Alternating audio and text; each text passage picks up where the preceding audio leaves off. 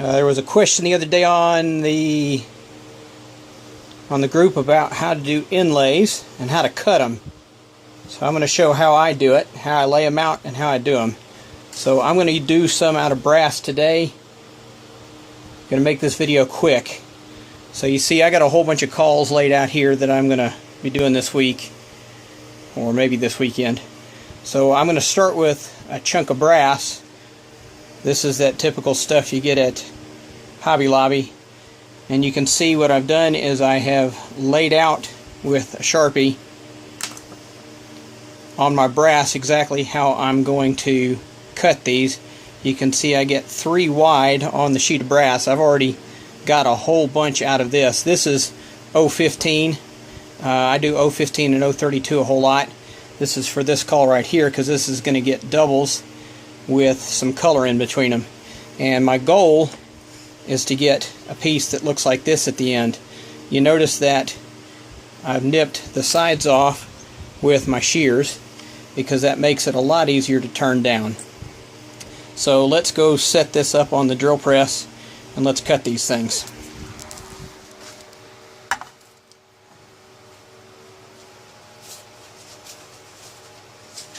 And you see on the drill press, you see that I've got wide angle step bit.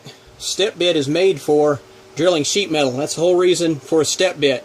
We use them for boring out the ends of cauls, but the whole reason for a step bit is actually to drill out holes in sheet metal. That's the whole point of it. That's why they were invented. So that's what we're going to use it for here. Other thing I'm going to use is I'm going to use a leather glove.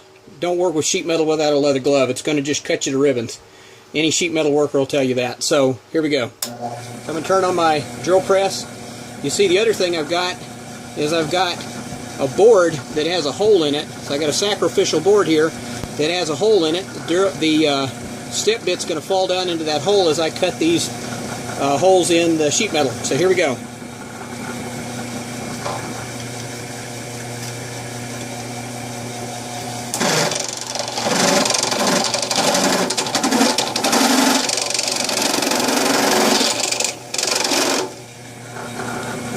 Grab my caliper, which was set to 3/4 because I'm cutting these holes to 3/4. I didn't get it far enough that time, so let's drill one more step. And we got it. And I'm going to step it on the back. You notice there's this big lip there. I'm going to put it on the back. Use the back. Cut the lip off. I saw a bunch of people say take a file and cut it off. Don't cut it, use a file, just turn the bit around backwards and cut it off. Now you got a perfect hole, 3/4. Come over here, do the next one.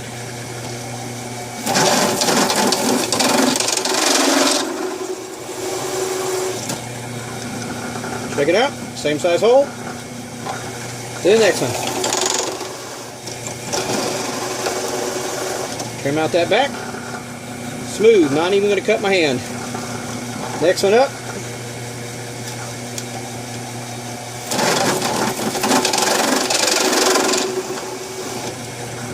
Same size hole. Check it real quick. Yep.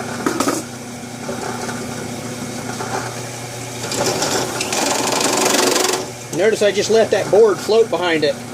No reason to stabilize it, just let it float. So I got 3 nice holes ready to go. Let's go back over to the workbench and let's cut this thing. I hope you can see this in the camera. So I'm going to cut a slice off here.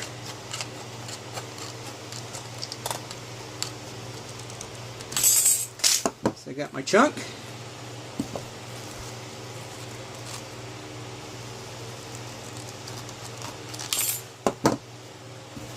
This 015 cuts really easy. It's like cutting paper. Kindergarten scissors. Alright, now I got my square. Lop my corners off.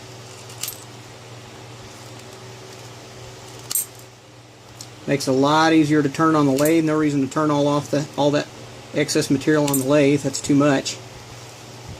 I even take a little bit more off that edge there.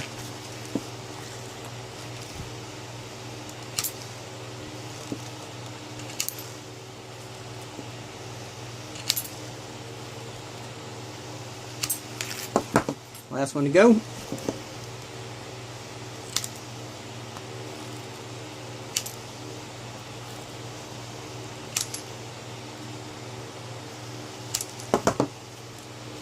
And there you go. There's your piece. Ready to go.